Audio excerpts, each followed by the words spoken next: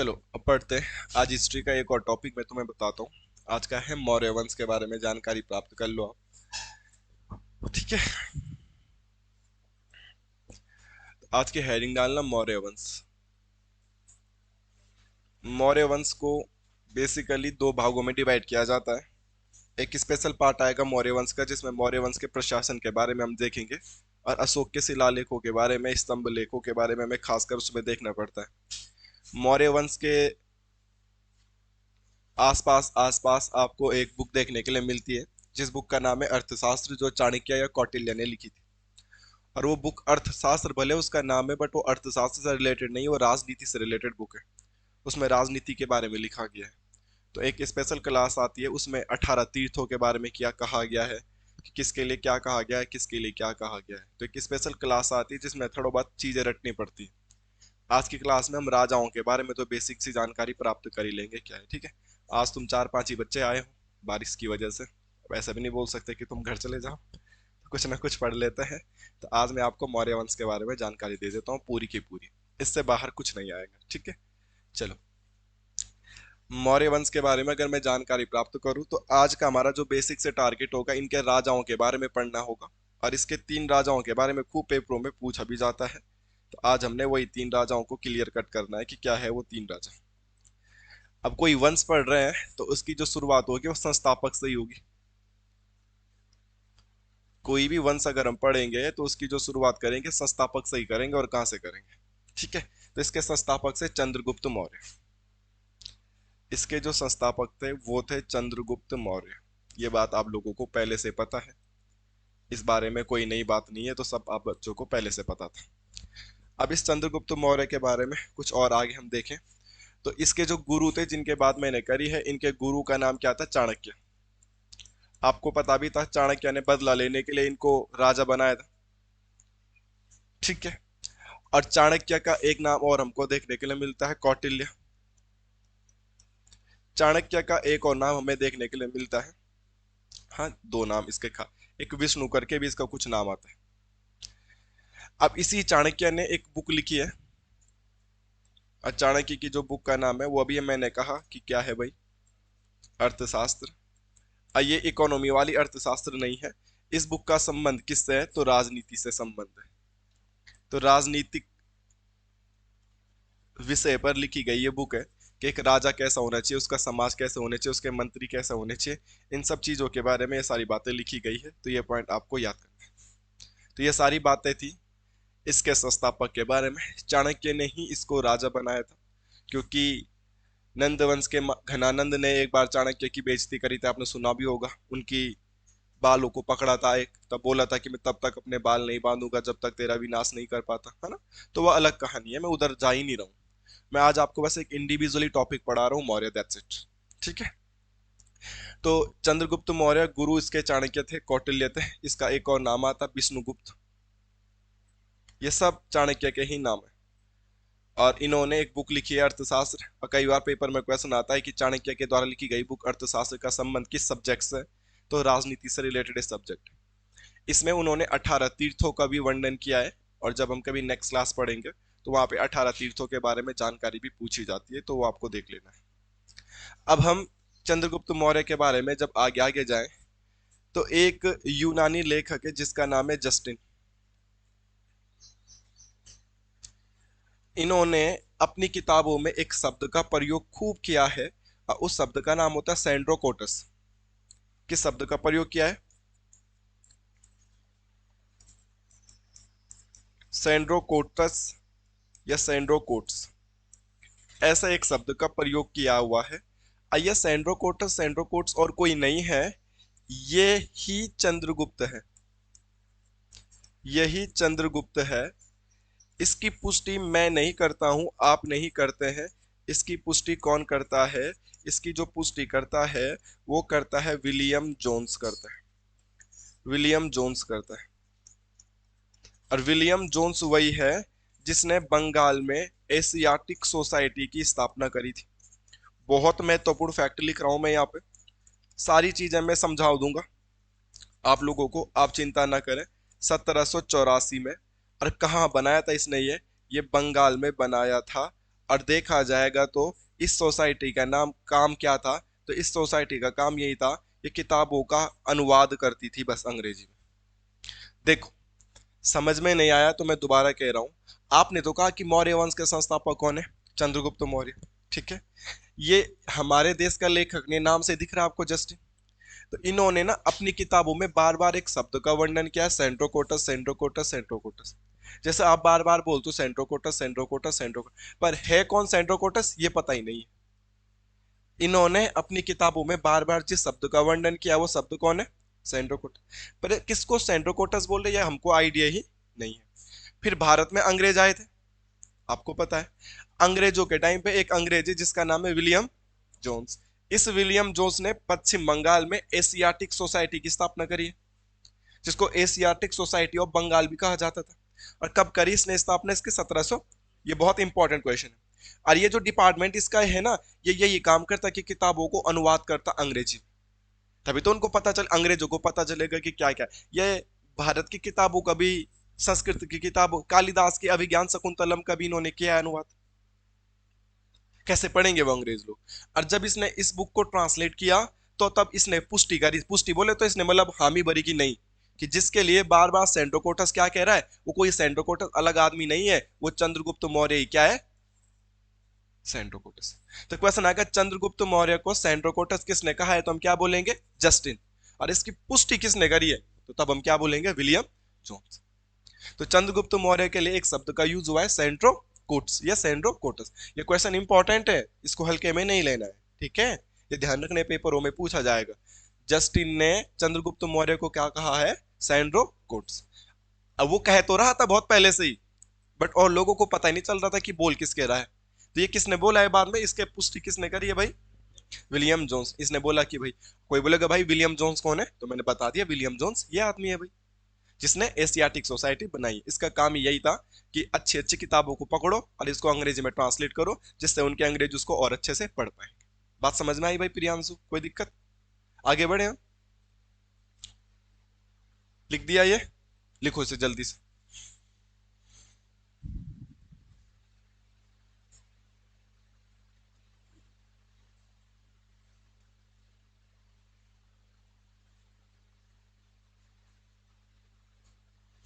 अब तो लिख दिया होगा।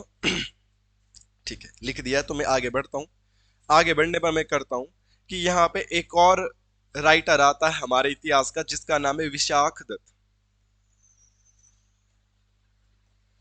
पहले तो खूब पेपरों में पूछे जाते थे कि विशाख दत्त की एक बुक है जिसका नाम है मुद्रा राक्षस। क्या है?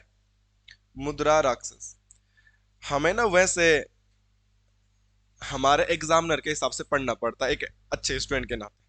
जैसे कल पीसीएस का पेपर हुआ था तो उसमें कम से कम 20 25 30 नंबर की करंट अफेयर पूछी गई थी। उसको आप, उससे आपका लेना देना क्या है? आप यूके ट्रिपल एससी की तैयारी कर रहे हो, वहां करंट अफेयर पूछा ही नहीं जाता है।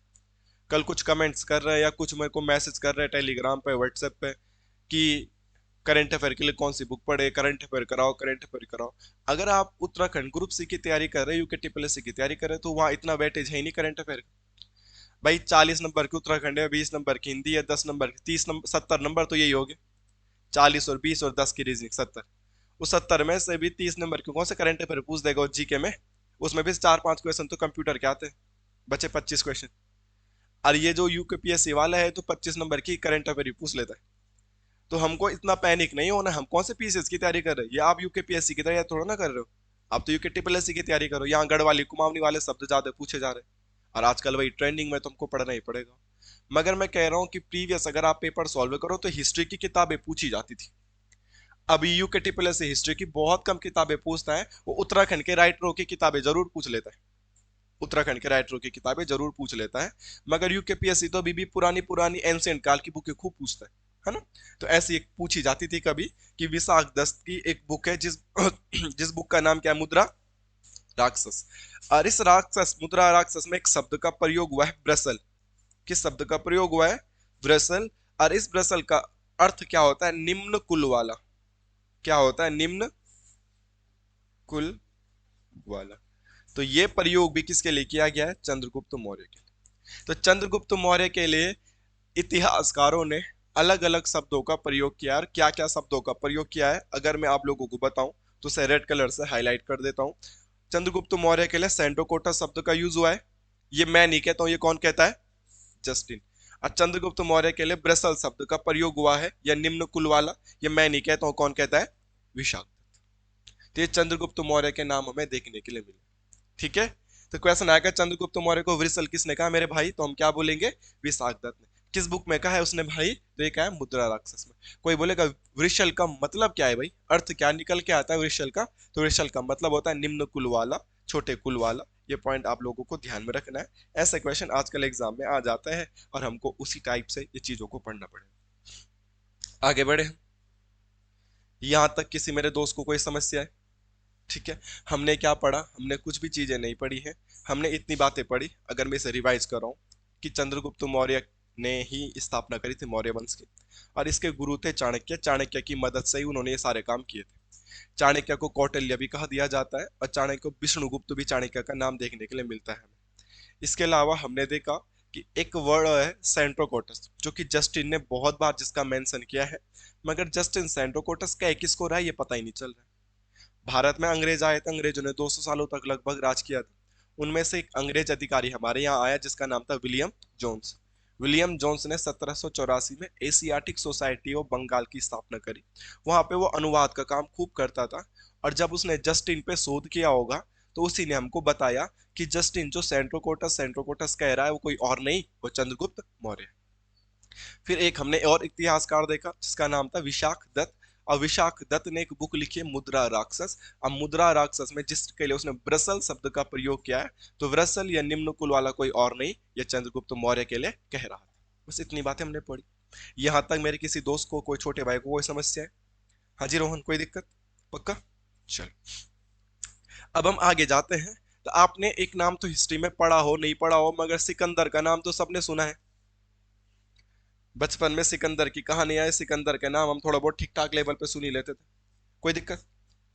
सिकंदर का उत्तराधिकारी, उत्तराधिकारी का मतलब समझते हो? उसके बाद वाला अधिकारी। ठीक है, मैं तुम्हें हिंदी पढ़ा लेता हूं एक बारी। उत्तराधिकारी का मतलब होता है उसके बाद वाला अधिकारी। क्या होता है? बाद वाला। अब आपको हिंदी क्या समझ में आती है यहां से? एक शब्द होता है पूर्व, तो पूर्व का विलोम होता है उत्तर। क्या होता है? उत्तर। कहीं ऐसा मत कर देना कांस्टेबल के पेपर में तुम्हारे पास आया पूर्व का विलोम और सीधा ही पश्चिम कर दिया। प्रायोरिटी इनको मिलती है हिंदी में। हिंदी में अगर पूछा जा रहा हो तो पूरा पश्चिम उत्तर दक्षिण नहीं पूछ रहा हो, वो हिंदी पूछ रहा हो। और कई बार पूर्व का विलोम में पश्चिम ऑप्शन ही नहीं है, अजीब अजीब ऑप्शन दिए हैं। तो ध्यान रखना कि पूर्व का मतलब होता है पहले, पूर्व का मतलब होता है, और उत्तर का मतलब होता है बाद। तो पहले का विलोम क्या होगा? बाद। अच्छा, इसे कब याद करते हो आप? जैसे पूर्व प्रधान, आजकल प्रधान के चुनाव हो रहे हैं, तो पूर्व प्रधान। उत्तर का मतलब बाद, उत्तर ऋग्वेदिक काल, बाद वाला ऋग्वेद। ठीक है, उत्तराधिकारी, बाद वाला अधिकारी। ठीक है, तो पूर्व का विलोम क्या होता है? उत्तर। इसे कहीं नोट कर लेना, साइड में काम आएगा, है ना, ये ध्यान रखना। तो सर, मौर्य वंश पढ़ते समय या सिकंदर के उत्तराधिकारी का क्या लेना देना? तो सिकंदर का भुला एक उत्तराधिकारी था जिसका नाम था सेल्यूकस निकेटर। सेल्यूकस निकेटर या निकेटस,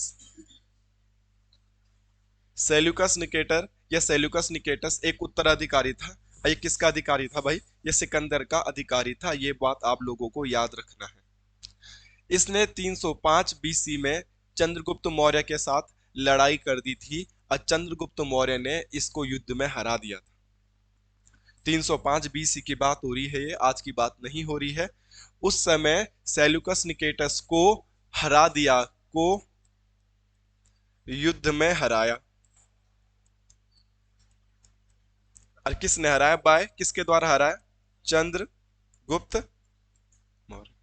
तो यार यहां से क्या इक्वेशन बन पाएगा सर, क्या बात कर रहे हो आप?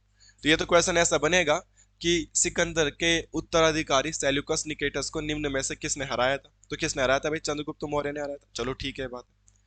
युद्ध हारने के बाद इसको हारने की कुछ न कुछ तो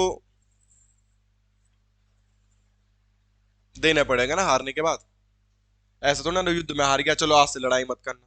जब पहले जमाने में राजा एक दूसरे राजा को हराते थे तो जमीनें हड़पते थे, जगह हड़पते थे, उनकी रानियों से शादी कर लेते थे या लूट पाट करते थे। आक्रमण करने का रीजन ही क्या है भाई? फिर अगर लूटपाट है, पैसा नहीं कमाना तो कुछ तो यहां पर भी हुआ होगा। ठीक है। सबसे बात पहले आती कि सेल्यूकस निकेटस युद्ध हारने के बाद अपनी पुत्री की शादी चंद्रगुप्त मौर्य से करा देता है, जिसका नाम होता है हेलेना या हेलेना कॉर्नेलिया। कॉर्नेलिया। तो हेलेना कॉर्नेलिया, ये उसकी कौन है? पुत्री है। और चंद्रगुप्त मौर्य को बोलता है कि आप मेरी पुत्री से शादी कर लीजिएगा। तो चंद्रगुप्त मौर्य किससे शादी करता है भाई? हेलेना कॉर्नेलिया से शादी कर लेता है। और हेलेना कॉर्नेलिया कोई और नहीं है, ये सेल्यूकस निकेटस की पुत्री है। और सेल्यूकस निकेटस युद्ध में हारने के बाद अपनी पुत्री की शादी चंद्रगुप्त मौर्य से करवा देता है। ये बात आप लोगों को याद रखना है। ठीक है। ये वाला पॉइंट आए नहीं आए आपके पास, मगर इंपॉर्टेंट पॉइंट ये वाला पेपरों में आने के काफी हद तक चांस है मेरे भाइयों, कि सेल्यूकस निकेटस हारने के बाद कि चंद्रगुप्त मौर्य मेरा पूरा शासन प्रशासन न छीन ले, चंद्रगुप्त मौर्य मुझे न मार ले, चंद्रगुप्त मौर्य यहाँ लूटपाट न करे, तो इसीलिए पहले झुक के अपनी बेटी की शादी भी करा दी, रिश्तेदारी कर दी। ठीक है। अब तो वो समधी बन गए। दूसरा, सेल्यूकस निकेटस के पास काबुल वाला क्षेत्र था, सेल्यूकस निकेटस के पास कांधार वाला क्षेत्र था, सेल्यूकस निकेटस के पास हेरात वाला क्षेत्र था, और सेल्यूकस निकेटस के पास मकरान वाला क्षेत्र था। मकराना बहुत फेमस जगह। तो सेल्यूकस निकेटस ने जब युद्ध में हारा, तो सेल्यूकस निकेटस ने काबुल, कांधार, हेरात और मकरान, ये चार अपने राज्य भी किसको दे दिए? चंद्रगुप्त मौर्य को, कि भाई इन चार राज्यों को आज से तू ही ले ले, पर पूरा शासन प्रशासन को मत हट। ठीक है। समझ पा रहे हैं आप लोग? जैसे हम बोलेंगे कि पौड़ी पे आक्रमण हुआ और आप पौड़ी के राजा हो, तो आपने बोला पूरा पौड़ी जाने से बड़ा, आपने बोला जस्ट कोटद्वार वाला एरिया आप ले लीजिएगा, आप पौड़ी को पूरा छोड़ दीजिएगा। नहीं तो चंद्रगुप्त मौर्य पूरा शासन प्रशासन छीन सकता था ना, क्योंकि जो विनर टीम का था भाई उसी की चलेगी। तो लूजर टीम ने, ये क्वेश्चन आएगा भाई, चंद्रगुप्त मौर्य को काबुल किसने सौंपा, या चंद्रगुप्त मौर्य को सेल्यूकस निकेटस ने कितने राज्य सौंपे थे, कितने प्रांत दिए थे, या निम्न में से कौन सा प्रांत नहीं दिया था? आपको चार दे देगा, काबुल, कांधार, हेरात और कुछ और जगह दे देगा। तो आपको याद रखना, काबुल, कांधार, हेरात, मकरान, काबुल, कांधार, हेरात, मकरान, काबुल, कांधार, हेरात, मकरान। ठीक है। तो ये वाले फैक्ट आप लोगों को याद रखना है, काफी अच्छे पॉइंट बनेंगे यहाँ से, ये क्लियर कट रखना है। ठीक है। अब चंद्रगुप्त मौर्य की भी जिम्मेवारी बनती है, अब तो वो ससुर जी बन गए। ठीक है। अब उसकी बेटी से इसने शादी कर लिया, मैंने पिछली बार समधी बोल दिया ना गलती से, मगर अभी इसके ससुर जी जो बन गए होंगे, इसकी बेटी से ये शादी कर रहा है, तो पत्नी का जो पापा होता है वो क्या है भाई? ससुर जी। तो वो उसके ससुर बन गए होंगे। तो ससुर जी को उसने बोला कि अभी मैंने तो तुम्हें हरा दिया युद्ध में, अब कोई भी तुम्हें युद्ध में हराएगा तो गलत बात है ना, अब तुम्हें भी मजबूत करना पड़ेगा, तुम्हारी सेना को भी क्या करना पड़ेगा? मजबूत करना पड़ेगा। तो अब की बार चंद्रगुप्त मौर्य भी अपने ससुर को कुछ गिफ्ट देता है, और यहाँ पे गिफ्ट क्या मिलता है? 500 हाथी। भारत की सेना में उस समय, या चंद्रगुप्त मौर्य की सेना में उस समय बड़े लेवल पे युद्ध लड़ने क्या जाते थे? हाथी भी जाते थे। और चंद्रगुप्त मौर्य ने सेल्यूकस निकेटस को 500 हाथी युद्ध लड़ने के लिए गिफ्ट में दिए थे, कि आप अपनी सेना में हाथियों को भी जगह दीजिएगा। पहले सेना होती थी ना, अश्व सेना, उष्ट्र सेवा, ऊंटों की उष्ण सेना, ऊंटों की सेना होती थी, पदातिक होता था, पैदल सेना होती थी, है ना, ये होती थी, घोड़ों की होती थी, अश्व सेना सबसे बड़ी होती थी। तो 500 हाथी इसने भी दान किए थे। ये हमें ज्यादा इंपॉर्टेंट नहीं है, बट आजकल कथन वाले क्वेश्चन खूब पेपर में बन रहे, यूके ट्रिपल एस कथन वाले क्वेश्चन पूछते हैं। कल पीसीएस का पेपर हुआ था, आप उसमें उत्तराखंड वाले क्वेश्चन देखना, उत्तराखंड वाले क्वेश्चन इतने आसान है कि क्या ही बोलना है। ठीक है। मतलब बहुत इजी इजी क्वेश्चन उसमें आए थे। वो भी आया था कि जड़ी बूटी सोच स्थान का है, वो जो मैंने आपको ग्रुप में भी भेजा था कि गोपेश्वर घूमने जाते गए थे वहां। वो आया था HMT, मैंने आपको कहानी भी बताई थी, HMT घड़ी पर रोलू तेरा हाथ में। ठीक है। रानी बाग में वो भी आया था। और परसों आपको राष्ट्रीय खेल पढ़ाए थे, कि राष्ट्रीय खेल शुरुआत देहरादून से हुए थे पर खत्म कहाँ पे हुए थे? हल्द्वानी में, जहाँ में अमित शाह आया था। तो मतलब उत्तराखंड के क्वेश्चन बहुत खतरनाक लेवल पे नहीं थे। अब यार पीसीएस का पेपर होगा, दो चार क्वेश्चन तो टप आएंगे ही। कोई बोलेगा कि नहीं भाई खतरनाक पेपर था, ओके खतरनाक था, बट वो भी तो SDM बनाएगा, उप जिलाधिकारी डीएम से छोटा भाई बनाएगा वो, यार तो पेपर खतरनाक नहीं बनाएगा वो। पर उस हिसाब से उत्तराखंड के क्वेश्चन उतने बड़े लेवल पे नहीं आए थे, मैं जस्ट उत्तराखंड के क्वेश्चंस की बात कर रहा हूँ। ठीक है, मगर आप एक क्लर्क की तैयारी करो, एक कांस्टेबल की तैयारी करो, यूके ट्रिपल एस सी की, तो यूके ट्रिपल एस सी कथन वाले क्वेश्चन बहुत ज्यादा पूछता है। तो मैं ये कह रहा हूँ कि ऐसा नहीं कि आपने वहां करंट अफेयर देखे और आप करंट अफेयर पढ़ने लगे, वो अलग लीग है या अलग लीग है, आप यूके ट्रिपल एस सी की तैयारी कर रहे हो, आपको इसके हिसाब से पढ़ना है। ठीक है, तो यहाँ कथन वाले क्वेश्चन आएगा कि सेल्यूकस निकेटस के बारे में कौन सा कथन सत्य है, कि सिकंदर का उत्तराधिकारी था, इसने चंद्रगुप्त मौर्य से युद्ध में हारा था, ये चंद्रगुप्त मौर्य को 4 प्रांत दान में दिए थे, या चंद्रगुप्त मौर्य ने इसको 500 हाथी दिए थे। तो यहाँ पे गड़बड़ आएगी। ठीक है, ऐसे क्वेश्चन आ जाएगा कि सेल्यूकस निकेटस ने 500 हाथी मौर्य को दिए थे, तो आदमी सोचेगा हारने के बाद दे दिए होंगे, नहीं, इसने उल्टा दिए उसे। ठीक है, तो बेसिक याद याद कर। अब लास्ट क्वेश्चन भी सेल्यूकस निकेटस से ही क्या आता है, एक शब्द आता है, और वो शब्द आता है राजदूत। क्या आता है? राजदूत। और सेल्यूकस निकेटस ने अपने राज्य से, अपने देश से एक राजदूत चंद्रगुप्त मौर्य के दरबार में अपनी बेटी के साथ भेज दिया था। बेटी की तो शादी करा दी, और एक राजदूत भी भेज दिया कि तो चंद्रगुप्त मौर्य पे नजर रखेगा, क्या है क्या नहीं है, उसके शासन प्रशासन कैसा चलता है, क्या चलता है। अपना एक राजदूत रख दिया, जिस राजदूत का नाम था मेगस्तनीज। इसको याद कर लीजिएगा, भूला, ये बहुत ही इंपॉर्टेंट है, ये पेपर में फंसेगा आपका। तो क्वेश्चन आएगा कि सेल्यूकस निकेटस के राजदूत का नाम क्या है मेरे भाई? मेगस्तनीज। ये किसके दरबार में रहता था? ये किसके दरबार में रहने के लिए भारत आया? चंद्र गुप्त मौर्य के दरबार में रहने के भारत आया। और जब ये भारत ही रहने लग गया तो इसने एक बुक भी लिखी है, और उस बुक का नाम है इंडिका। तो आज आपको मैंने 2 किताबें तो बताई दी है हिस्ट्री की। एक हमने विशाख दत्त की मुद्रा राक्षस देखी, जिसमें चंद्रगुप्त मौर्य के लिए क्या बोला गया था? वृषल। और एक और बुक आपने देखी इंडिका। तो क्वेश्चन आएगा इंडिका नामक पुस्तक किसने लिखी है भाई? तो इंडिका नामक पुस्तक मेगस्थनीज ने लिखी। कोई बोलेगा कौन है ये मेगस्थनीज? तो हमने क्या बोला है, कौन है मेगस्थनीज? सेल्यूकस निकेटस का राजदूत, जो कि चंद्रगुप्त मौर्य के दरबार में रहता था।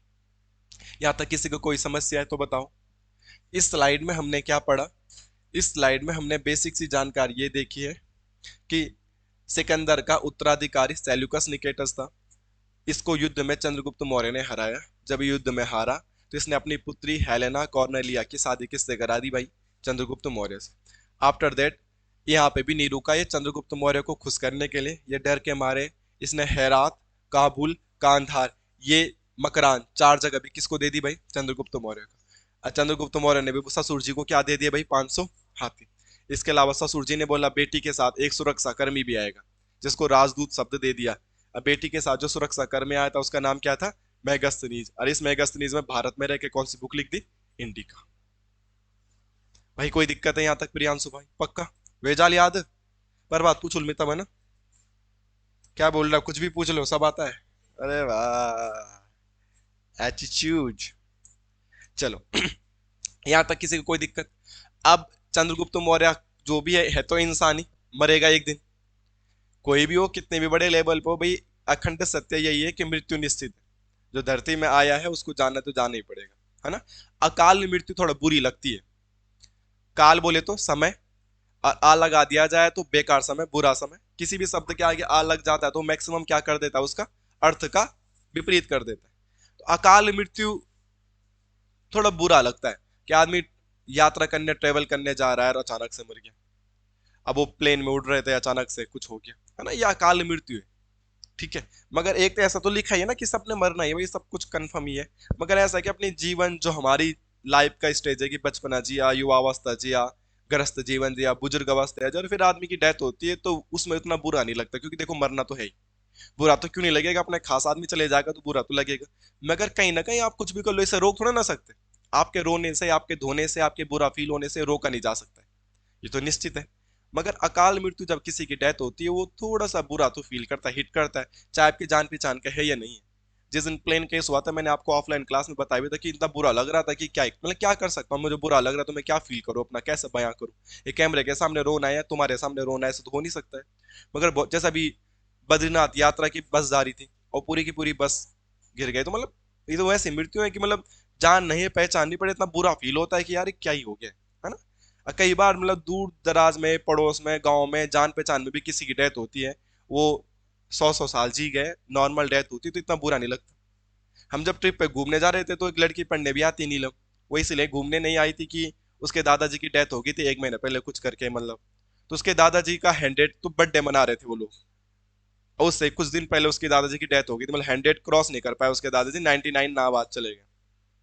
तो मतलब बुरा तो लगता है यार, दादाजी की डेथ हुई, बुरा तो क्यों नहीं लगेगा, बट उस हिसाब से इतना भी नहीं लगता, अब इतनी तो जिंदगी जीनी है भाई, अमर तो लेके कोई आया नहीं है ना, तो मतलब अकाल मृत्यु में बहुत बुरा लगता है, बट सामान्यतः डेथ में तो बुरा लगेगा, बट अकाल मृत्यु जब होती है अनजान आदमी की भी, तो आदमी को दिल से बुरा लगता है कि क्या हो गया, है ना। बाकी आगे बढ़े हम, ठीक है। तो हमने ये भी देख लिया कि अब चंद्रगुप्त मौर्य का भी अंतिम समय आएगा। इस अंतिम समय से हमें एक क्वेश्चन ये आता है कि मरता ऐसा नहीं है, ये जैन धर्म को अपना लेता है।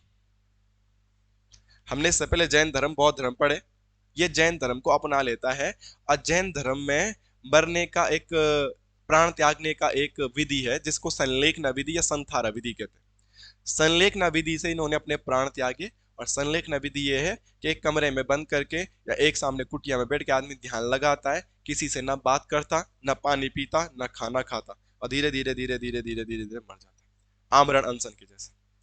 सब कुछ धीरे धीरे छोड़ा जाता है कि अभी 5 लीटर पानी पी रहे हैं, हम जितना भी पानी पी रहे हैं पानी का इंटेक कम कर दो, हम जितने भी खाना खाते हैं उसका इंटेक कम कर दो, फिर अगले दिन या कुछ दिनों बाद और कम खाना या और कम पानी, और कम खाना और कम पानी और कम खाना और कम पानी। धीरे धीरे बॉडी को ऐसे कर लिया जाता है कि बॉडी भूखे रहना शुरू कर देती है, मगर साइंस भी तो कोई चीज है, कब तक बॉडी भूखी रहेगी, धीरे धीरे धीरे धीरे धीरे करके इस प्रकार से अपने प्राणों को त्याग दिया जाता है। तो क्वेश्चन भी आता है, इन्होंने कौन सा धर्म अपनाया था, किस तरीके से प्राण त्यागे थे, और कहाँ पे प्राण त्यागे थे। अभी वही वाला डाटा हम लिख लेते हैं, तो फिर चंद्रगुप्त मौर्य के बारे में बेसिक इन्फॉर्मेशन हमको पता चल जाएगी, तो लिख लीजिएगा। पहला पॉइंट लिखेंगे, चंद्रगुप्त मौर्य ने, पहला पॉइंट, चंद्रगुप्त मौर्य ने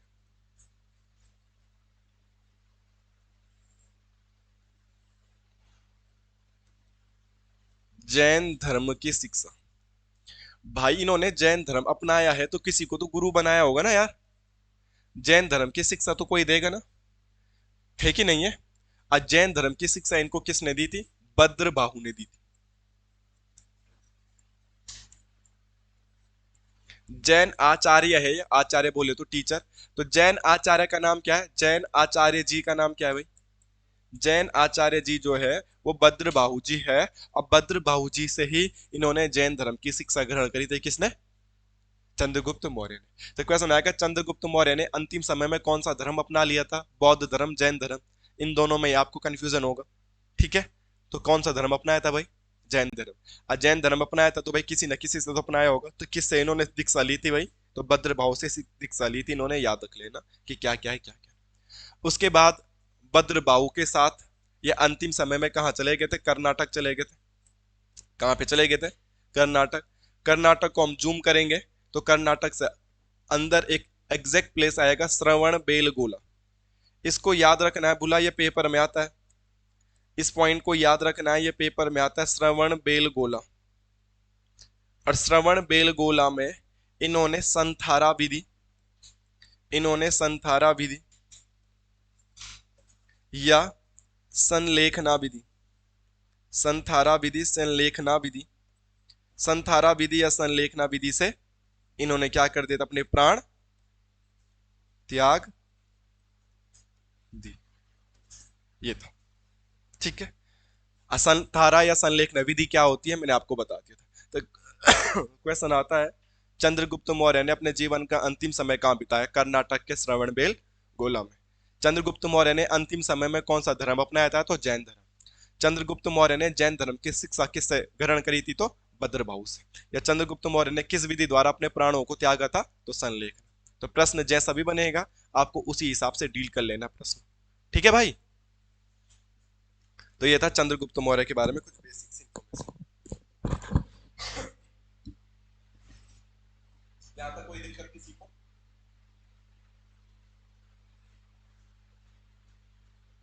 जल्दी से उतार लीजिएगा फिर आगे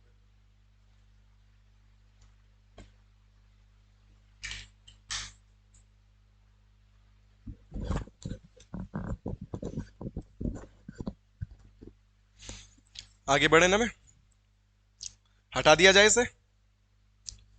चलो अब इसके बाद कोई नया राजा तो बनेगा, तो मौर्य वंश को कौन संभालता? बिंदुसार। कौन संभालता है भाई? बिंदुसार। बिंदुसार से रिलेटेड एक पॉइंट यूके के प्रीवियस पेपर में आ चुका है, बहुत पुराना पेपर नहीं है, आप पुराने पेपर सॉल्व करते होंगे तो आपको मिलेगा। पहली बात तो हम बिंदुसार के बारे में बेसिक सी बातें जानेंगे। इसके निकनेम, बिंदुसार को अमित्र घात बोलते थे। अमित्र घात का मतलब ये होता है शत्रुओं का विनाशक, कोई इससे दुश्मनी नहीं मोल लेता था, अगर दुश्मनी मोल ले ली तो समझ लो उसका अंतिम समय आ गया है। तो शत्रु विनाशक किसे कहते थे? बिंदुसार को, मतलब अमित्र घात। ठीक है, इसके अलावा इसके लिए एक और शब्द यूज हुआ है, सिंहसेन। सिंहसेन, जैन ग्रंथों में बिंदुसार के लिए एक शब्द का यूज हुआ है, सिंहसेन। और इसके अलावा हमारे हिंदू धर्म में हम वेद पुराणों की बात करते हैं, तो पुराण है एक पुराण जिसका नाम है वायु पुराण, और वायु पुराण में इसके लिए भद्रसार शब्द का प्रयोग किया गया। ठीक है, तो हमने भी कुछ नहीं पढ़ा है, हम पढ़ रहे कि बिंदुसार के लिए किन किन शब्दों का प्रयोग किया गया। एक तो बिंदुसार को क्या बोलते इतिहासकार? अमित्र घात। और अमित्र घात का मतलब क्या होता है? शत्रु विनाशक। इसके अलावा इसके लिए मैंने क्या बोला, एक और शब्द का प्रयोग किया गया, सिंह, सिंहसेन। क्वेश्चन आएगा सिंहसेन भाई कहां पे बोला गया है, तो हमने क्या बोलना है? जैन ग्रंथों में, जो जैन धर्म से संबंधित ग्रंथ है वहां पे बिंदुसार के लिए सिंहसेन शब्द का प्रयोग किया गया है।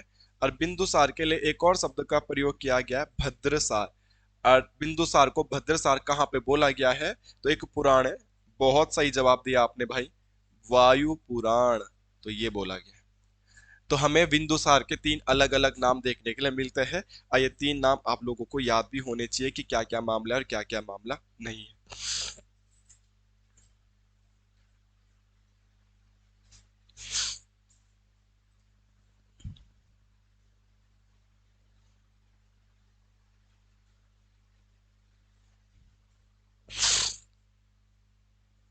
ठीक है, क्लियर कट। अच्छा, अब बिंदुसार का एक प्रश्न देखने के लिए हम कुछ चीजें रिवाइज करते हैं कि आपने अभी सीरिया एक नरेश देखा था कि जो सिकंदर का उत्तराधिकारी था, उसका नाम क्या था? बहुत बढ़िया, उसका नाम था सेल्यूकस निकेटर। और हमने सेल्यूकस निकेटर का एक बंदा जिसे हम राजदूत कह सकते हैं, राजदूत देखा किसके दरबार में? बहुत सही जवाब दिया आपने, चंद्रगुप्त मौर्य के दरबार में आपने उसका एक राजदूत देखा था। इस बात से आप सहमत हैं? अब आप सेल्यूकस निकेटस और चंद्रगुप्त मौर्य में तुलनात्मक अध्ययन करो तो कौन स्ट्रॉन्ग मानोगे आप? स्ट्रॉन्ग कौन थे इनमें से? चंद्रगुप्त मौर्य, अभी तो इसने हार के भेजा था अपना राजदूत अपनी बेटी के साथ, ठीक है नहीं है? चलो, अब इधर तो चंद्रगुप्त मौर्य ने अपने प्राण त्याग दिए, इधर नया राजा बन गया कौन? बिंदुसार। कौन बन गया नया राजा बोलो? बिंदुसार। तो तुम्हें क्या लगता है ये अमर होगा ये भाई? ये नहीं मरा होगा? मरा तो ये भी मरा होगा ना? नहीं मरा होगा। तो इधर मर के इसके बाद यहां पे एक नया राजा बन गया जिसका नाम है एंटियोकस। क्या है? एंटियो। अरे ये भी तो बना होगा, तो इसका उत्तराधिकारी कौन है? अभी तो मैंने तुम्हें बोला उत्तराधिकारी का मतलब क्या होता है बताओ? उसके बाद वाला। ये किसका उत्तराधिकारी है? ये इसका उत्तराधिकारी, हाँ कि ना भाई? अब यहां से ना एक प्रश्न पेपर में क्या बना था कि सीरिया के नरेश एंटियोकस ने बिंदुसार के दरबार में भी अपना एक राजदूत भेजा था। इसने कौन भेजा था? तो इसका नाम है डाइमेकस। इसका नाम क्या है? डाइमेकस। ठीक है, सेल्यूकस निकेटस ने अपना जो राजदूत भेजा था चंद्रगुप्त मौर्य के दरबार में, उसका नाम क्या था? मैगस्त नीच था कि नहीं था? अतः अब इसका छोटा जो बेटा या इसका बात का जो उत्तराधिकारी, ये भी अपना एक राजदूत बिंदुसार के दरबार में भेजेगा, मगर इसके राजदूत का नाम क्या है? डाइमेकस। तो क्वेश्चन आएगा डाइमेकस किसके दरबार में आया था? बिंदुसार के दरबार में। और मेगस्तनीस किसके दरबार में आया था? चंद्रगुप्त मौर्य का। मेगस्तनीस को कौन भेज रहा है? सेल्यूकस निकेटस। और डाइमेकस को कौन भेज रहा है? एंटियोकस। एंटियोकस, डाइमेकस। ठीक है, नहीं समझ में? प्रियांशु भाई आए समझ में क्या हो रहा है? तो याद रख लेना कि बिंदुसार के दरबार में भी आया था एक, बट वो कौन आया था वो ध्यान रख लेना आपको, वो दो अलग अलग चीज है। मैंने समझा दिया है आप लोगों को, ये पॉइंट किसी भी हर एक तरीके से याद होने चाहिए। अगर आप कहानियां देखोगे ना, कहानियां, तो स्टोरी में ये लिखा है कि बिंदुसार ने एंटियोकस से डिमांड करी थी कि हमारे दरबार में भारत मेरे लिए अंजीर भिजवाओ, अंजीर, मेरे लिए मदिरा भिजवाओ, मदिरा महंगी शराब, अब मेरे लिए दार्शनिक भिजवाओ। तो सारी चीजें तो फुलफिल कर नहीं पाया। उन्होंने कहा भी था कहानियों में कि दार्शनिक को दिया नहीं जाता, दार्शनिक ऐसा नहीं भेजा जाता। तो उन्होंने एक राजदूत भेजा उसके दरबार में, डाइमेकस। तो डाइमेकस कौन है भाई? एंटियोकस का राजदूत। और किसके दरबार में रहने के लिए आया भाई? बिंदुसार। यहां तक किसी को कोई दिक्कत है तो बता दीजिएगा, फिर आगे चलते। ठीक है, बिंदुसार का एक अंतिम क्वेश्चन है, और वो क्वेश्चन क्या है वो ध्यान रखते हैं। बिंदुसार के अंतिम प्रश्न को यहीं पे हम डील कर लेते हैं। और अंतिम प्रश्न बिंदुसार का ये है भाई कि बिंदुसार ने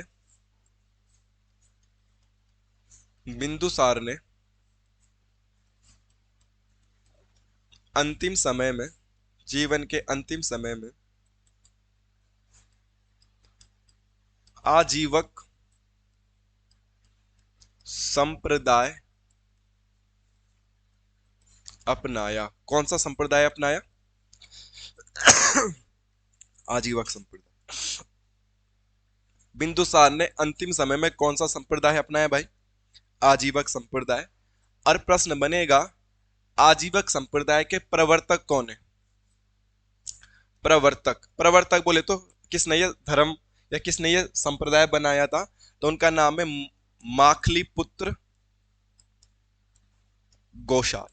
भाई यही ग्रुप सी के पेपर का प्रश्न है। बाकी मेरी जिम्मेदारी होती है आप लोगों को बताना, सिखाना, समझाना। एट द एंड मेहनत करनी आपको ही पड़ेगी कि हो क्या रहा है। तो यहां से बिंदुसार का एक अंतिम प्रश्न बना है, वो अंतिम प्रश्न मैंने लिख दिया है, और आप लोग लिख लीजिएगा क्या है।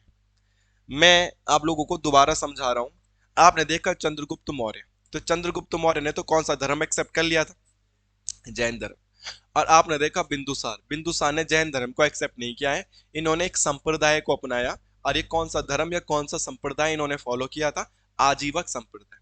ये आजीवक संप्रदाय भी तो किसी ने बनाया होगा, आजीवक संप्रदाय की थ्योरी भी तो किसने दी होगी। और आजीवक संप्रदाय के प्रवर्तक संस्थापक कौन है भाई? माकलीपुत्र गोशाल।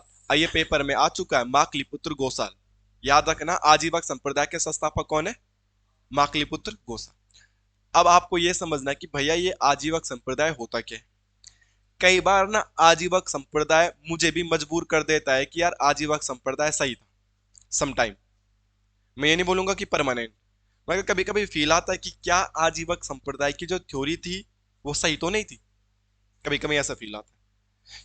क्या है आजीवक संप्रदाय? आजीवक संप्रदाय इस चीज में बिलीव करता था कि भगवान ने सब कुछ पहले से ही निश्चित किया है। सब कुछ पहले से लिखा जा चुका है, हम बस उस रोल को प्ले कर रहे हैं।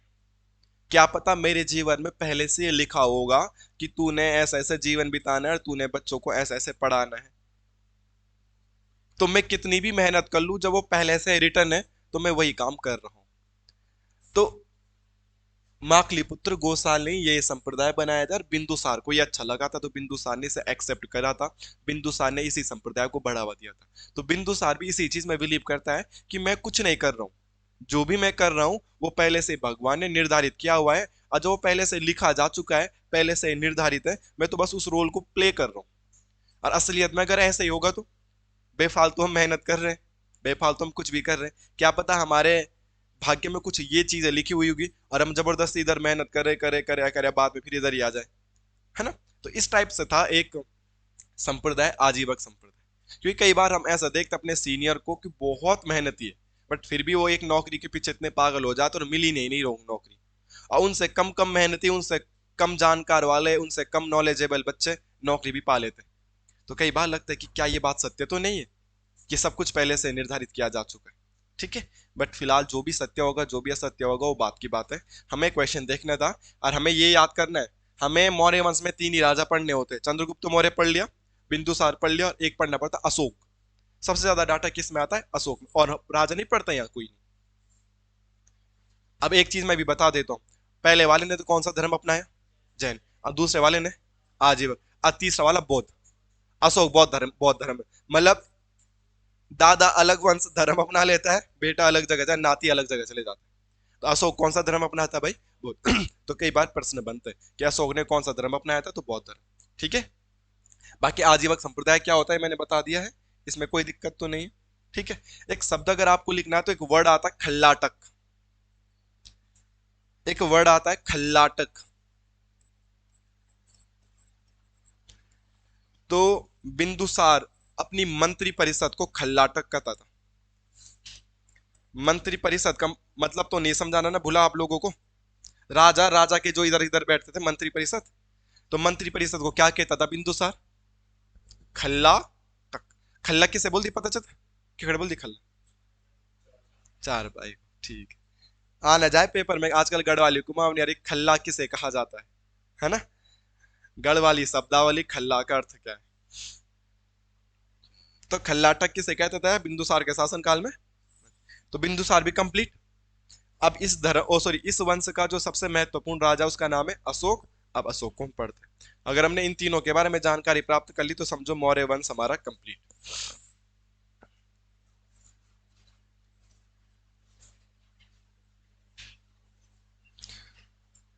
अशोक। अशोक के बारे में सुना तो है ना भाई आपने? और कुछ नहीं सुना होगा तुमने तो उत्तराखंड की तैयारी कर रहे हो तुम, अशोक का कालसी का भी लेख तो सुना है? अशोक का कालसी का शिलालेख तो सुना है? कल पीसीएस का पेपर में भी अशोक के शिलालेखों से प्रश्न बने थे कि अशोक के शिलालेखों में सबसे ज्यादा कौन सी भाषा या कौन सी लिपि ऐसा का प्रयोग किया जाता था। ऐसा क्वेश्चन आया था, कल एक पेपर हुआ था, उसमें भी ऐसा कुछ प्रश्न बना था। ठीक है। बाकी हम अशोक के बारे में जानकारी प्राप्त करते हैं कि क्या क्या अशोक के बारे में है और कैसे कैसे अशोक के बारे में क्या क्या पॉइंट हमें देखने के लिए मिलते हैं। इन चीजों को समझने का प्रयास करते हैं कि क्या मतलब है। पहला पॉइंट लिखेंगे अशोक के बारे में, और क्या पॉइंट लिखते हैं कि भारत में शिलालेखों का प्रयोग, शिलालेखों का प्रयोग संभवतः अशोक ने शुरू किया।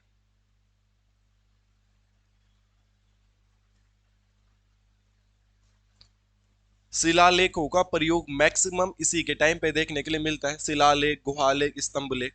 तो कहा जाता है कि संभवतः अगर प्रयोग शुरू किसने किया शिलालेखों का, तो अशोक ने ही शुरू किया था। ये पॉइंट आपको ध्यान रखना। अब यहां से तीन चार प्रश्न आते हैं। अशोक के मैक्सिमम अभिलेखों में या अशोक के मैक्सिमम शिलालेखों में अशोक के लिए किस शब्द का प्रयोग किया गया है? अशोक के अधिकतम शिलालेखों में अशोक के लिए अशोक नहीं बोला गया। तो प्रश्न आएगा कि अशोक के तो बहुत सारे शिलालेख मिले हैं, और अशोक के बहुत सारे शिलालेख मिले हैं, तो उन शिलालेखों में अशोक के लिए क्या शब्द का प्रयोग किया गया है? तो देवनाम प्रियदर्शनी इस शब्द का प्रयोग किया गया है। मैं यहाँ पे लिख देता हूं देवनाम प्रियदर्शनी। भाई जी आपको ये सारे पॉइंट याद करने, अशोक का एक भी पॉइंट नहीं छोड़ना। मैं दोबारा कह रहा हूं कि अशोक के शिलालेखों में अशोक के लिए किस शब्द का प्रयोग किया गया, ऐसा प्रश्न बन जाएगा तो देवनाम प्रिय। उसके लिए अशोक नहीं बोला गया है, अरे उसके तो 50 अभिलेख मिले हैं, 14 तो उसके बृहत शिलालेख मिले जिनको हम पढ़ते भी है, उसके अलावा लघु स्तंभ लेख मिले उसके। तो कहने का तात्पर्य ये है कि अशोक के मैक्सिमम, अशोक के अधिकतर शिलालेखों में अशोक के लिए किस शब्द का प्रयोग किया गया है? देवनाम प्रियदर्शनी। आपको ये पॉइंट याद करना है और कुछ पॉइंट याद नहीं करना। ठीक है। इसके अलावा अशोक का एक अभिलेख है जिसका नाम है भब्रू अभिलेख। क्या बात है इसका? भब्रू। भाई ये सारे के सारे पॉइंट याद करने, हाँ, अभिलेख वाले पॉइंट जितने भी लिखाऊंगा, इस टाइम पास के नहीं लिखा रहा हूं। भब्रू अभिलेख। ऐसा कौन सा अभिलेख है जिसमें अशोक ने स्वयं को मगध का सम्राट बताया है? मगध का सम्राट बताया है। तो क्वेश्चन बनेगा अशोक के किस अभिलेख में अशोक ने स्वयं को मगध का सम्राट बताया है? तो अशोक ने स्वयं को मगध का सम्राट किस अभिलेख में लिखा है? भब्रू अभिलेख में लिखा है। ये पॉइंट आप लोगों को याद कर लेना है। बड़ा अच्छा क्वेश्चन है और पेपरों में पूछा भी जाएगा, अब पूछा भी जाता है। ठीक है, अब मैं यहाँ पे 4 पॉइंट लिख रहा हूं, जो most and most and most important होगा वो क्या होगा। एक है मस्की अभिलेख। कौन सा अभिलेख? मस्की। एक अभिलेख है गुज्जरा अभिलेख या गुर्जरा अभिलेख। कौन सा? गुर्जरा। एक है नेटूर अभिलेख या नेटूर अभिलेख। कौन सा? नेटूर। और एक है उड़े गोलन। कौन सा अभिलेख बोला मैंने? उड़े गोलन। इन्हें रिपीट करो जरा एक बार मेरे साथ। मस्की, गुजरा, नेटूर, उड़े गोलन।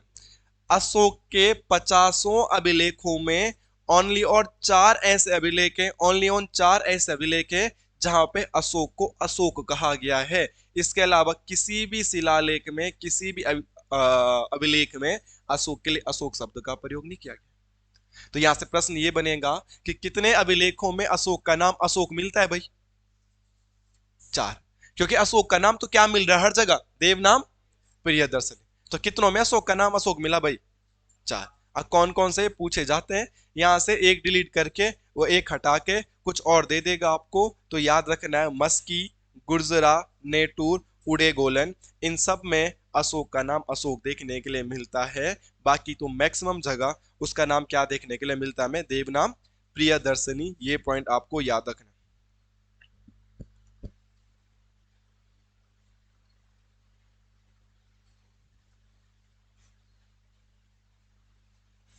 हो गया? आगे बढ़े।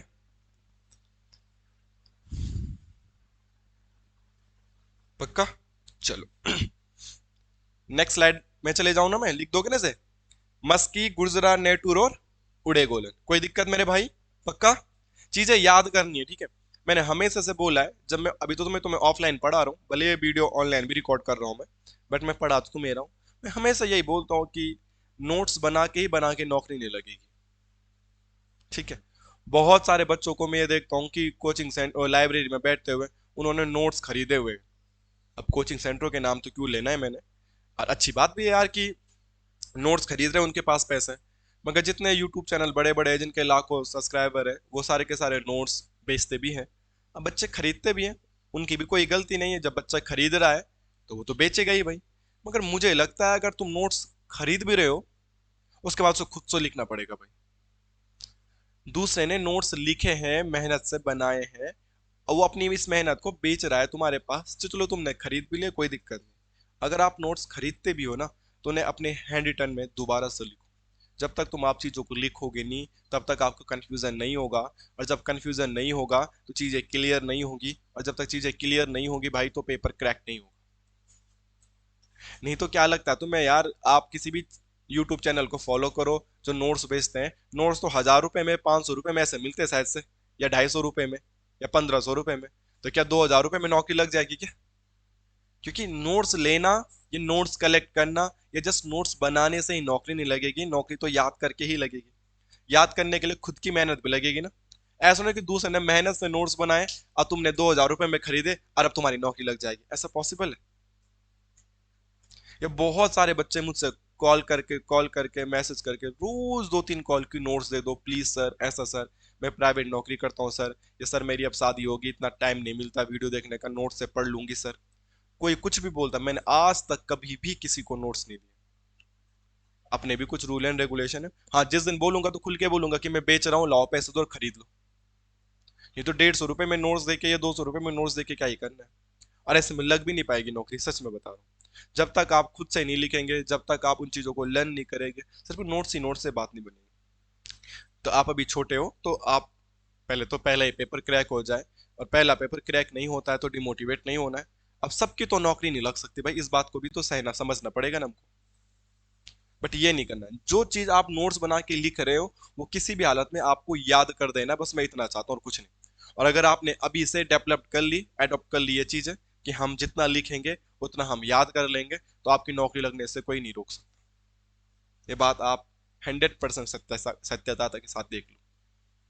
और आपको 100 में से 100 नंबर लाने भी नहीं है, 70, 72, 75 नंबर लाने होते हैं नौकरी लगने के लिए, वो आराम से आ ही जाते हैं। जैसे भी तुम पढ़ रहे हो, इसी तरीके से भी पढ़ोगे तो 60 नंबर तब भी आ ही जाते हैं। वो लास्ट के 5-7 नंबर की मेहनत होती है, नौकरी वही लगाते हैं बस। उनके लिए चीजों को याद करना पड़ेगा, बस लिखना ही लिखना नहीं पड़ेगा, क्योंकि कई चीजें तो ऐसी होती है कि कक्षा में सुनते सुनते याद हो जाती है, मगर जो सुनते सुनते याद नहीं, वो घर पे जाके याद भी तो करनी है। और जिसके अंदर याद करने वाली क्वालिटी नहीं है, जो चीजों को याद नहीं करेगा, जस्ट नोट्स कलेक्ट कर रहा है, वो बहुत पीछे रह जाता है, बस ये ध्यान रखना। और आपकी नजर में भी आपके लाइब्रेरी वाला पड़ोसी, आपका कोचिंग वाला दोस्त, आपका लाइब्रेरी वाला दोस्त, बहुत ऐसे होंगे कि जिनके पास दुनिया भर के नोट्स हैं, बस वो भी स्ट्रगल ही कर रहा है, क्योंकि उसने नोट्स बस जमा करे। टेलीग्राम ग्रुप में बच्चे मैसेज करते हैं कि करंट अफेयर के नोट्स देना, कोई तुरंत भेज देता है, कोई बोलता है उसके नोट्स ना, तुरंत भेज देता है। जो भी नोट्स मांगो लोन डे भेज देते हैं, लड़कियां भेज देती, लड़के भेज देते, इसका मतलब उनके पास अवेलेबल है वो नोट्स। और अगर उन्हीं नोट्सों में से उन्हीं से कुछ पूछ लिया जाए तो हवा टाइट हो जाएगी।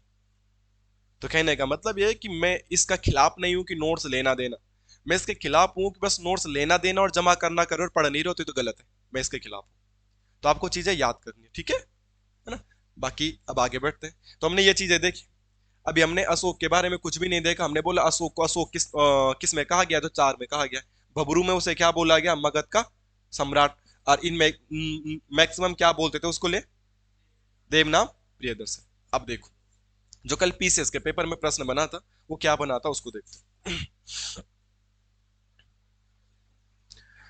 अशोक के जो अभिलेख है, शिलालेख है, उनमें ग्रीक, आरमाइक, खरोष्टी और ब्राह्मी लिपि का प्रयोग किया गया है। ब्राह्मी, ऐसे ही कुछ प्रश्न बना था पीसीएस के पेपर में कल वाला, है ना। ये क्लास तो मैं ऑनलाइन पता नहीं कब अपलोड करूंगा, बट पीसीएस का पेपर तो कल ही हुआ था ना, तुम्हारा तो नहीं था। क्यों भाई, हो नहीं सकता तुम्हारा पीसीएस का पेपर? क्या बोल रहे हो, हमें ग्रुप से निकालना है, पीसीएस नहीं निकालना है? भाई उत्तराखंड में पीसीएस का पेपर की तैयारी करने वाले कुछ ही बच्चे होते हैं, स्टाइलिश, और जिनकी जॉब भी लगती है कि जो बस पीसीएस की ही तैयारी कर रहे हैं और पीसीएस के लेवल से ही पढ़ते हैं, उसी हिसाब से पढ़ रहे हैं। बाकी पीसीएस के पेपर में जब चले जाओ, वहाँ सब ग्रुप सी वाले आए हैं। ग्रुप सी वालों को, उत्तराखंड की तैयारी करने वालों को लगता है जो फॉर्म आ रहा है सब भर दो, जो फॉर्म आ रहा है सब भर दो। कोई ग्रुप सी की तैयारी कर रहा है, उसने वन दरों का कभी फॉर्म भरा रहता है, उसमें पूरी साइंस है, भर दो इसे यार, कोई दिक्कत नहीं है, क्या दिक्कत है, साइंस थी मेरी, बल भर दो। आजीवन भर पढ़ रहा है सोमचंद रुद्रचंद, अब वहां जाके वन दरों का फॉर्म भी भर दिया। सब अलग अलग चीजें होती ना फॉर्म में आने का, तो फॉर्म भरने वाले दुनिया भर के होते, तैयारी करने वाले कुछ कम ही होते हैं। तो यहाँ से क्या प्रश्न निकल के आता है, जो मैंने लिखा है, मैंने ये लिखा है कि क्वेश्चन आएगा, अशोक के शिलालेखों में मैक्सिमम किस लिपि का प्रयोग किया गया है। तो अशोक के शिलालेखों में मैक्सिमम ग्रीक, अरमाइक, खरोष्ट और ब्राह्मी लिपि का प्रयोग किया गया। ऐसे प्रश्न आपको याद रखना, ठीक है। अब जो ग्रीक और अरमाइक लिपि के शिलालेख अशोक के मिले हैं, ये मैक्सिमम अफगानिस्तान से प्राप्त हुए, अफगानिस्तान वाले एरिया से प्राप्त हुए। खरोष्टी लिपि वाले जो उसके अभिलेख प्राप्त हुए, ये पाकिस्तान वाले एरिया से प्राप्त हुए, पाकिस्तान वाले एरिया से ये प्राप्त हुए हैं, ये पॉइंट आपको याद रखना है। अब भारत से अशोक के कौन से शिलालेख कौन से लिपि में प्राप्त हुए हैं, तो आपने बोलना ब्राह्मी लिपि में प्राप्त हुए। तो ध्यान रखना किधर किधर उसने किस किस लिपि का प्रयोग किया है, ये भी आपको पॉइंट याद रखना, ठीक है। समझ में आ रही है आप लोगों की बात? जहां जो भाषा विद्यमान रही होगी वहां उसी भाषा में तो लिखेंगे। अगर आप फ्रांस से शिफ्ट हो जाओगे, वहां भी आप गड़ली बना जाओ तो समझ में नहीं आना, तो वहां आपको कुछ लिखना है तो वहां उन्हीं की भाषा में लिखना पड़ेगा ना। तो अफगानिस्तान के साइड अलग लिपि का प्रयोग, पाकिस्तान के साइड अलग लिपि का प्रयोग, और हिंदुस्तान के साइड अलग लिपि का प्रयोग किया गया है, आप ध्यान रखना। अच्छा, खरोष्टी लिपि के बारे में एक बात आपको मैं बता दूं, ये राइट से लेफ्ट लिखी जाती है, ऐसे। आप कैसे लिखते हो, इधर से इधर ना, तो लेफ्ट से राइट लिखते हैं ना आप लोग, मगर ये किधर लिखी जाती है, राइट से लेफ्ट लिखी जाती है। तो इसकी एक यूनिकनेस ये है, निम्न में से ऐसी कौन सी लिपि है जो राइट से लेफ्ट लिखी जाती है, ऐसा कुछ प्रश्न बन जाएगा आपके पास, तो आप उसको डील कर देना कि क्या क्या है क्या क्या नहीं,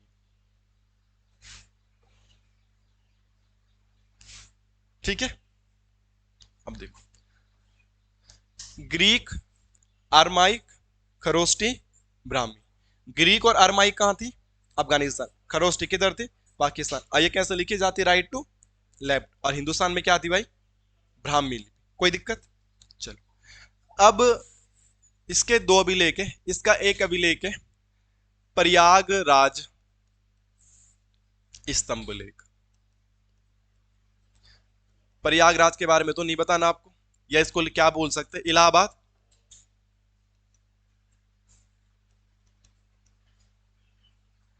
अभी तो इसका जो स्तंभ लेख है वो कहां पे, इलाहाबाद या प्रयागराज में। बट पूरा कहानी देखना, पहले यह कौशाम्बी में था। कहां पे था भाई, कौशाम्बी में था।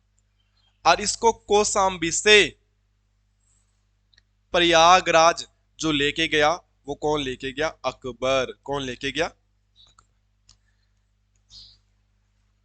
स्तंभ लेख अभिलेख कुछ बड़ी बात नहीं है। जैसे शिलालेख, शिला शिला बोले तो पत्थर पे लिखा गया अभिलेख। ठीक है, अभी हम मंडल वैली गए थे तो मंडल वैली में हमने देखा ना शिला मंडल अभिलेख, देखा क्या था वो, उस पर लिखा था पत्थर पे, देखा जाए और कुछ बड़ी बात थी क्या, नहीं थी। ठीक है, जैसे कि आप कालसी अभिलेख में जाओ तो कालसी में एक बड़ा सा पत्थर है, इतना बड़ा, जितना बड़ा ये पोडियम है इतना बड़ा, वहां पे एक गोला सा पत्थर लिखा गया है और उस पत्थर पे भी चीजें लिखी गई है और उसको तब एक कपड़े के अंदर बंद करके रख दिया गया है आर्कियोलॉजिकल डिपार्टमेंट के द्वारा। तो यही तो है। तो ऐसी कौशाम्बी में भी एक पत्थर रहा होगा, उस पर कुछ ना कुछ चीजें लिखी गई होगी। और जब अकबर का शासन काल आता है तो अकबर देखता है कि यार क्या है, तो अकबर बोलता है कि इस पत्थर को कहाँ लेके जाओ, इलाहाबाद लेके जाओ। तो उस पत्थर को कौशाम्बी से कहाँ लेके चले गए हो, इलाहाबाद लेके चले।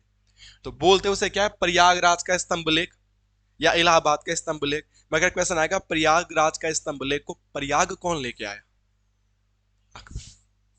है तो किसके, अशोक के, मगर उसने तो कहां पे बनाया था ये, कौशाम्बी में। पर उसे कौशाम्बी से प्रयाग या इलाहाबाद कौन लेके गया है, अकबर। बस ये पॉइंट इंपॉर्टेंट।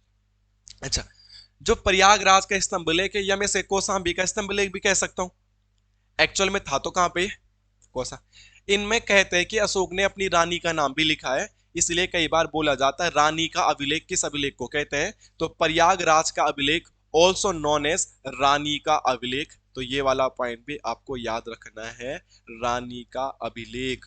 और यही क्वेश्चन एग्जाम में आने लायक है कि निम्न में से किस अभिलेख को रानी का अभिलेख कहते हैं भाई। तो रानी का अभिलेख किसे कह रहे हैं, प्रयागराज वाले अभिलेख को। प्रयागराज वाला अभिलेख पहले कहां था बोला, कौशाम्बी में। और कौशाम्बी से उसे प्रयाग लेके कौन आया बोला, अकबर लेके। डन ये बात है। इसके अलावा दो इसके और अभिलेख याद करने आपको, मेरठ और टोपुरा का।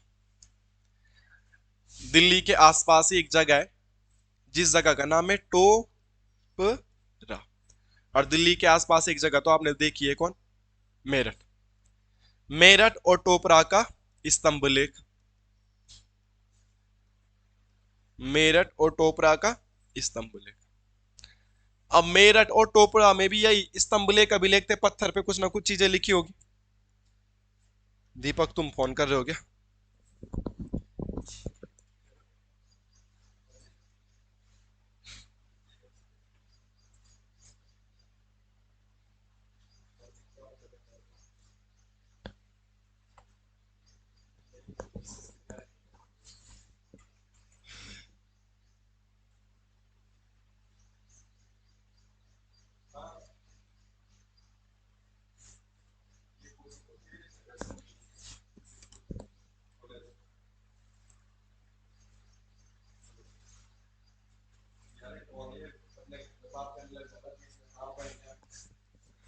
अभी तो बरखा पड़नी चाहिए, अपने घर में बात कर रहा है, मुझे कॉल कर दिया उसने। चलो कोई बात नहीं है ना। तो टोपरा और मेरठ का एक स्तंभ लेख है, और टोपरा और मेरठ के स्तंभ लेख को एक राजा था दिल्ली सल्तनत में जिसका नाम आपने पढ़ा, फिरोज शाह तुगलक। फिरोज शाह तुगलक तो पढ़ा ही होगा कि नहीं पढ़ा, पढ़ा है कि नहीं, ये तो मैं नहीं पढ़ा है तुम्हें फिरोज शाह तुगलक के बारे में। और फिरोज शाह तुगलक इन अभिलेखों को पकड़ के कहां लेके चला गया, दिल्ली। तो क्वेश्चन आता है, अशोक के मेरठ और टोपरा स्तंभ लेख को दिल्ली किसने शिफ्ट किया, तो अशोक के मेरठ और टोपरा स्तंभ लेख को दिल्ली किसने शिफ्ट किया भाई, फिरोज शाह तुगलक ने किया, ये ध्यान रखना। तो अशोक के 3 शिलालेख इधर से उधर गए हैं। कौशाम्बी का शिलालेख जो उसका था वो कहां चला गया, प्रयागराज। और कौशाम्बी से प्रयागराज कौन लेके गया, अकबर। और टोपरा और मेरठ के जो स्तंभ लेख थे वो कहां चले गए, दिल्ली। अब मेरठ और टोपरा वाले को दिल्ली कौन लेके गया, फिरोज शाह तुगलक। ये वाली स्लाइड में मैंने 3-4 प्रश्न लिखे हैं, मगर ये वाले प्रश्न एग्जाम के पॉइंट ऑफ व्यू से बहुत महत्वपूर्ण है, पीवाईक्यू में ठीक ठाक लेवल पे देखने के लिए मिलते हैं। कि अशोक के टोपरा और मेरठ के अभिलेखों को दिल्ली कौन राजा लेके गया? तो फिरोज शाह तुगलक लेके गया। ये पॉइंट आप लोगों को याद रखना है, ये काफी महत्वपूर्ण प्रश्न है और ये एग्जाम में बनते भी है और आपको ये सारी चीजें याद भी कर लेनी है। ठीक है, यहां तक किसी को दिक्कत है? पक्का? अब हम अशोक के शिलालेख शिलालेख शिलालेख कर रहे हैं और कई बार हम ये भी बोलते हैं कि कालसी के शिलालेख में क्षेत्र को लिए क्या शब्द का प्रयोग किया गया है? अपरांत क्षेत्र का प्रयोग किया गया है। जनता के लिए पुलिंद शब्द का प्रयोग किया गया, ऐसे पढ़ते हैं। और आपने मंडल घाटी का भी लेख भी देखा होगा या आप अशोक के शिलालेख का भी लेख भी देख लो, पता नहीं चलता कि उनमें क्या लिखे। हम थोड़ा ना पढ़ पाते, हिंदी में या अंग्रेजी में लिखे होते तो हम पढ़ देते। और हमें हिंदी और अंग्रेजी के अलावा आता भी क्या है? अब मुझे तो अंग्रेजी भी नहीं आती है। आजकल यार यूट्यूब में पता नहीं क्या ड्रामा हो रहा है, वो खुद ही डब हो जाता अंग्रेजी में। ठीक है, वो लोग कमेंट करते हैं यार कि तुम अंग्रेजी में क्यों पढ़ा रहे हो। अब उन्हें कौन बताया कि अंग्रेजी तो मुझे भी नहीं आती यार, कैसे ऐसे पॉसिबल है अंग्रेजी में पढ़ाना मेरे लिए यार? तो मुझे लग रहा है यार वो हमारे जैसे वो भी, उनको भी पता नहीं चल रहा है कि यूट्यूब अपडेट हो गया है। ठीक है, अरे सर आप, वो एक तो मुझे स्पेशल फोन करके बता गया भाई, वो भी यार 11:30 रात को फोन कर रहा भाई। और आजकल मैं थोड़ा सुधर रहा हूँ, जल्दी सोने के प्रयास कर रहा हूँ। जल्दी सोने के प्रयास में भाई का मुझे कॉल आता कि भैया आप बहुत अच्छा पढ़ा, तो पहले खूब तारीफ करी उसने, मगर अब आपके व्यूज कम आएंगे, आप अंग्रेजी में पढ़ाना शुरू कर दिया आपने। बल पहाड़ी लोगों को अंग्रेजी कहाँ आती है, आप हिंदी में पढ़ाओ तभी तो व्यूज आएंगे आपके। बल मैंने कहा यार मैं अंग्रेजी में कैसे पढ़ा सकता हूँ? मैंने कहा क्या हो गया? बोले अंग्रेजी में बोल रहा है। तो मैंने कहा अच्छा चलो, मैंने कहा करता हूँ उसे हिंदी में, अब क्या बोलूँ उसे मैं। वो अभी नया नया ही सब्सक्राइबर होगा ना, उसको थोड़ा ना पता होगा, नहीं तो मैं 1000 बार बोल दिया कि अंग्रेजी नहीं आती भाई, अंग्रेजी नहीं आती। अब जब नहीं आती तो मैं अंग्रेजी में कैसे पढ़ाऊँ? वो बोल रहा है यार भाई जी, रात को 11:30 बजे के फोन आया उसका कि आप अच्छा तो पढ़ाते हो बट आप अंग्रेजी में पढ़ाना शुरू किया है ना जब से आपने, आपके व्यूज अब कम आएंगे। बोला अंग्रेजी में पढ़ाना बंद कर दो, बोला आप हिंदी में पढ़ाओ, पुरानी वीडियो वाला अच्छी है बोला आपकी। तो पता नहीं यूट्यूब भी क्या क्या ड्रामा कर रहा है, कुछ ना कुछ गड़बड़ हो जा रहा है। तो टोपरा मेरठ स्तंभ लेख फिरोज शाह तुगलक से कहाँ लेके चला गया? दिल्ली, यहाँ तक कोई इशू नहीं है। पर अभी मैं बात कर रहा था कि इन पर कुछ न कुछ बातें लिखी गई है। या इसी को हमने बोला रानी का अभिलेख कौशाम्बी वाले को, रानी का अभिलेख, उसमें बल रानी का नाम लिखा गया है। तो कोई तो इन्हें पढ़ा है। आपको मैंने शिलालेख दिखाया भी है फोटो में, और एक शिलालेख तो आपने मेरे साथ लाइव देखा था, मगर उनको हम पढ़ कैसे पाएंगे? मगर कोई तो उनको पढ़ा भी है ना। ठीक है, तो यहां से क्वेश्चन आता है कि अशोक के शिलालेखों को सबसे पहले किसने पढ़ा? पढ़ने से पहले एक क्वेश्चन आएगा, अशोक के शिलालेखों की खोज किसने करी? तो पहले एक आदमी खोजेगा, मगर वो पढ़ नहीं पाया, बस इतना बोला कि ये है, इसमें कुछ तो लिखा है पर समझ में नहीं आऊँ क्या लिखी। फिर एक और आर्कियोलॉजिकल डिपार्टमेंट वाला बंदा जाता है और वो उनको भी पढ़ लेता है। तो दो डेट आती है 1750 1837। अशोक के शिलालेख कब खोजे गए? 1750। अब पढ़े कब गए? 1837। 1750 1800, तो दो डेट और लिख लेते फिर पढ़ते, यहीं पे मेंशन कर देते ना उन्हें। अशोक के शिलालेखों की खोज कब हुई? बोला खोज 1750। और अशोक के शिलालेखों को पढ़ा कब गया पहली बार दोस्तों? 1837 में। अगर क्वेश्चन आएगा अशोक के शिलालेखों को खोजता कौन है, तो पेनथेलर खोजता है, ये ध्यान रखना। पेनथेलर कौन खोजता है? पेनथेलर। और अगर बोलेगा पढ़े कौन, तो इसका नाम है जेम्स प्रिंसेप। प्रिंसेप इस प्रकार से नाम है, बाकी हल्का फुल्का मिसमैच हो सकता है, बस यही नाम है।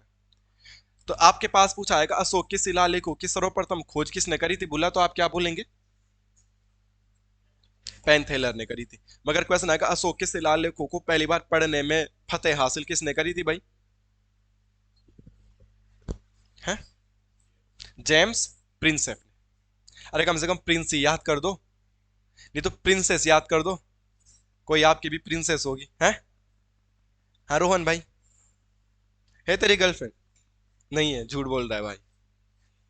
क्यों नहीं है? ब्रेकअप हो गया तेरा? अबे अभी तो उम्र ही हुई थी गर्लफ्रेंड बनाने की, उससे पहले ब्रेकअप हो गया, तो बनाई कब थी गर्लफ्रेंड? जिस लड़के से पूछो हर लड़का बोल रहा कि मेरा ब्रेकअप हो गया है, मैं सिंगल हूं, है ना। बड़े परेशान है लड़के यार। दुख है, दुख दर्द पीड़ा। दुख नहीं है तुझे? क्यों दुख? तो इसका मतलब तू प्यार नहीं करता तो उससे, है? आई एम सॉरी, मैं अपने शब्द वापिस लेता हूँ। है? क्या पता वो भी तैयारी करती हो कि बात करते हैं। कुछ नहीं। हाँ हाँ। अच्छा, उसकी नौकरी लग गई इसलिए। ठुकरा के मेरा प्यार। ओहो, ये तो ज्यादा बुरा बोल रहा भाई ये दोस्त के भेष में दुश्मन है, इसे भरोसा मत करना। अरे भाई, क्या यार, माइक उतारने के लिए मजबूर कर दिया तुमने। इतना बात क्लियर है ना। चलो अब आगे बढ़ेंगे। अब लास्ट लास्ट पॉइंट है इसका भी। अब हमने एक चीज ये देखा था कि अंत समय में ये धार्मिक हो जा रहे, धार्मिक। तुमने देखा होगा ना, कई आदमी बोलते हैं ना, मैं ये देखता हूँ कई लड़के ऐसे भी बोलते हैं कि मैं तो नास्तिक हूँ। या कई लोग ऐसे होते हैं जो पूजा पाठ में थोड़ा कम बिलीव करते हैं, कम करते हैं। देखो, किसी को कुछ भी नहीं बोला जा सकता। खैर, नास्तिक होने में भी ऐसा नहीं है कि कोई पाप कर रहा है वो और उसका मैं टोक दूं। संवैधानिक अधिकार है उसका, तुझे मानना है तो मान, नहीं मानना है तो मत मान। तो हम कुछ बोल नहीं सकते किसी को। मगर मैंने बहुत बार ये फील किया है कि जब मुसीबतें आती है ना, या जब जीवन अंत अंत दौर पे जाता है, जब बुढ़ापा आता है, तो आदमी भगवान के प्रति श्रद्धा भाव रखने लग जाता है। कई बार ऐसा आता है कि आप कितने भी साइंस को मानते हो और डॉक्टर के पास आप जाते हैं, और डॉक्टर बोलता अब तो भगवान की ही कृपा है ना। तब बोलना पड़ता है, हे भगवान आज देख ले तो प्रभात बेटे, है ना। तो ये थोड़ा सा रहता है। तो अंतिम समय में आपने देखा वो जैन धर्म, वो आजीवक संप्रदाय, आइए बौद्ध धर्म। तो क्वेश्चन यहाँ से ये आता है कि अशोक ने अंतिम समय में बौद्ध धर्म को एक्सेप्ट किया था, बट बौद्ध धर्म की शिक्षा भी तो इसने किसी से ली होगी। चंद्रगुप्त मौर्य ने जैन धर्म किससे लिया था? भद्रभाव से, अभी लिखा था ना। तो इसने शिक्षा ली है बौद्ध धर्म की उपगुप्त से। किससे? उपगुप्त से। तो यहाँ पे पॉइंट आ गया। अरे किसी से तो सीखेगा ना, ज्ञानी को से कोई तो गुरु बनाएगा ये। तो ये अशोक कौन से धर्म की शिक्षा लेता है? बौद्ध धर्म की शिक्षा। और किससे लेता है? उपगुप्त से। तो आपने तीन पढ़े, और तीन ही पढ़ने होते हैं, और तीनों तीनों अलग अलग अलग अलग धर्म को एक्सेप्ट कर रहे हैं। ये भी पॉइंट आप लोगों को याद रखना है कि क्या क्या पॉइंट है, क्या क्या पॉइंट नहीं है। ठीक है। अशोक के एक पुत्र का नाम है, जिसका नाम है महेंद्र। क्या है? महेंद्र। और अशोक की पुत्री का नाम है संघमित्रा। क्या है भाई? संघमित्रा। तो कहते हैं अशोक ने अपने पुत्र महेंद्र और अपनी पुत्री संघमित्रा को बौद्ध धर्म के प्रचार प्रसार के लिए, बौद्ध धर्म के प्रचार प्रसार के लिए, बौद्ध धर्म के प्रचार प्रसार हेतु श्रीलंका भेजा था। श्रीलंका भेजा था। ठीक है। तो अशोक ने बौद्ध धर्म के प्रचार प्रसार के लिए किसको कहां भेजा था, ये वाले पॉइंट मैंने आपको लिखा दिया है। तो ये वाला पॉइंट भी आप लोगों को याद करना है कि क्या क्या है, कैसा कैसा।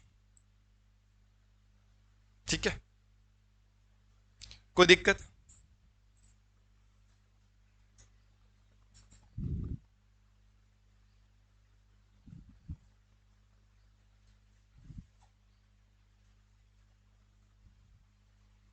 ठीक है। अब एक जगह आपने सुनी होगी कलिंग। कलिंग। जब हम राष्ट्रगान पढ़ते तो उसमें भी आता है गुजरात, मराठा, बंग, आता है ना ऐसा।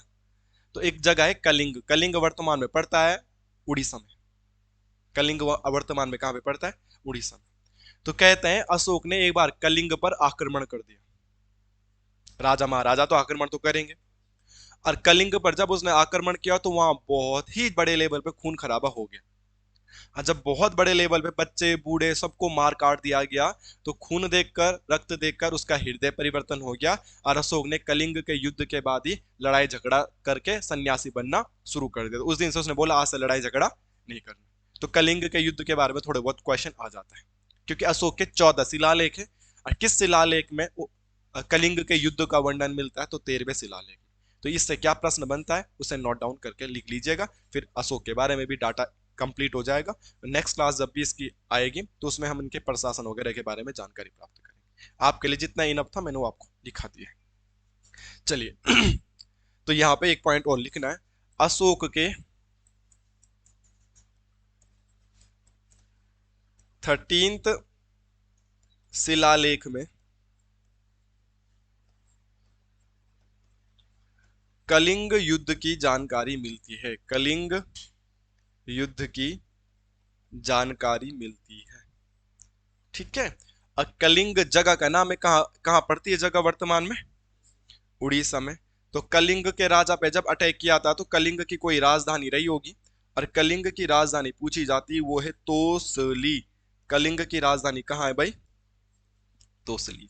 तो क्वेश्चन आएगा, कलिंग के युद्ध का वर्णन कौन से अभिलेख में मिलता है? तो 13वें अभिलेख में मिलता है। ये वाला पॉइंट आप लोगों को याद कर देना है, बाकी कुछ भी और खास पॉइंट इसके बारे में है नहीं। ठीक है। और किस युद्ध के बाद उन्होंने लड़ाई झगड़ा छोड़ दिया था? तो 13वें या कलिंग के युद्ध के बाद उन्होंने लड़ाई झगड़ा छोड़ दिया था। ठीक है। यहाँ तक कोई समस्या आपको, दुख तकलीफ? तो ये था ऑल अबाउट मौर्य वंश के बारे में। हमने हर एक पॉइंट के मौर्य वंश के बारे में जानकारी प्राप्त करी कि क्या क्या है क्या क्या नहीं है। उम्मीद करता हूँ ये सारे फैक्ट आप लोगों ने नोट करे होंगे। किसी को कोई भी डाउट है, दुख तकलीफ होगा तो बेझिझक होकर अभी भी पूछ सकता है।